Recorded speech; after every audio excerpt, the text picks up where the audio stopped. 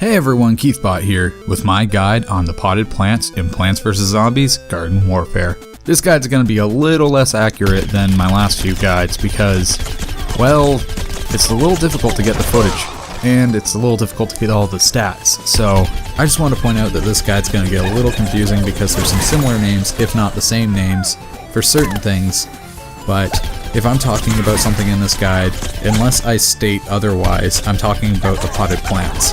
So, hopefully you can follow along. If you have any questions, leave them in the comment section down below. I tried my best, I hope you guys enjoy it. Alright, here we go. First up is the Pea Canon. Not to be confused with the pea shooter. This Pea Canon fires one slow-moving pea that deals 20 damage, but it easily misses targets at medium to long distance. I recommend using these as disposable plants, because simply put, this is one of the worst potted plants. Next up is the Repeater. The Repeater fires two fast-moving peas that deal 15 damage each. This is a decent step up from the pea shooters, and should be placed along the front lines. Gatling Pea fires peas continuously that move quickly, but only deal 3 damage each, but since it fires faster, it deals more damage than the regular pea shooters.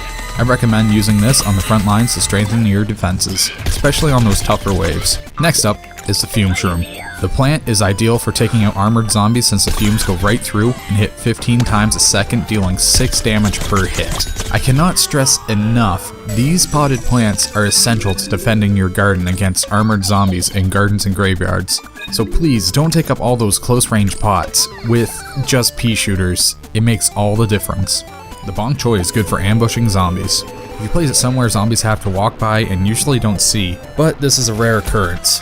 So to help balance this, the Bok Choy deals 75 damage a punch, and punches rapidly when enemies come near. Unfortunately though, there's usually better options for just about every pot. Heal Flower releases 6 sunlights every 2.5 seconds after the last one's been used. Each sunlight heals 5 HP, and this is ideal if you don't have a sunflower on your team. Also should note that this Heal Flower heals twice as fast as a sunflower's Heal Flower ability, but not as fast as the Heal Beam combined with the sunflower's Heal Flower ability. Well, that was a little confusing. Ice Pea deals 18 damage but fires just as slow as a regular pea shooter, but it will help freeze enemies faster if you're using an ice-based character. This is good for slowing down faster moving zombies, but still not all that great unless paired with an ice-based character. Even then, still not all that great. The Fire Pea Shooter, on the other hand, is similar to the normal pea, but deals 18 damage and burns them, so dealing 5 damage a second for up to 3 seconds after last being hit by a fire-based attack. Place this where zombies like to hide, or pair it with a fire-based character to maximize the damage. Goop Shroom goops enemies for 3 seconds, dealing 5 damage per second, where they can't move or attack. This is way better at slowing down zombies than the Ice Pea Shooter since it hits a group of enemies and stops them completely in one shot.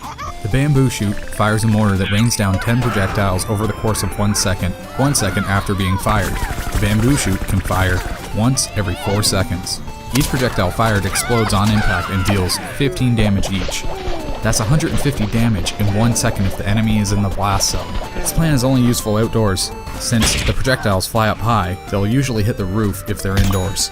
Frozen Shroom has a huge explosion that freezes enemies and deals 20 damage. The Frozen Blast is able to freeze enemies through walls and cover, and it's super effective for stopping enemies in their tracks. Scaredy Shroom deals 35 damage, but hides when enemies are close, so put this plant at the back of your defenses with a good vantage point to get the best performance out of it. Doom Shroom's explosion is fairly big, has a 30-second cooldown, but it deals 200 damage, and doesn't care for cover or walls. Its plan is a good last line of defense so long as you're able to capitalize on the blast and push back the ever-advancing zombie forces. Snapdragon uses a flamethrower-like attack that can almost go non-stop, but has to take a brief pause before unleashing its fiery breath, hitting many times rapidly, dealing 7 damage per hit. Some alternative costumes to some of the potted plants is the Cat Dragon, for the Snapdragon obviously, and Franken Shroom for the Scaredy Shroom.